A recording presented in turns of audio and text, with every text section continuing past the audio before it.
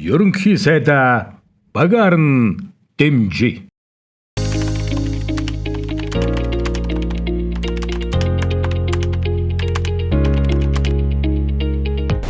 Тэтгэвэр нэмэгдэхийн хэрээр ард иргэдийн болон залуучуудын бас хэрэглээ бас нэмэгдэж байгаа ш. Давхар ягаад гэвэл аав ээж өвөө эмээ тэтгэвэр авч байгаа юм ч тийм.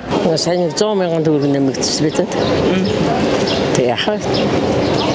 Биднээс өндөр тэтгэвртэй өвгөн битэр бол төрийн тусгай албаа ашигласан.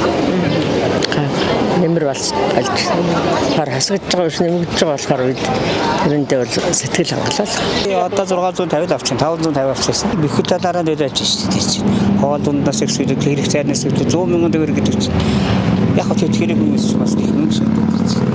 Зөв нэмэгдүүлсэн. Миний амьдралд нөлөөлж бид ямар ч байсан амьдвар настай ч гэсэн ажил хийхгүй төр тусаг ивэж сэтгэл хангалуун байх хэрэгтэй их орондоо ард түмэндээ 7.8% тий болж л байна шүү дээ. Яг вэ яг.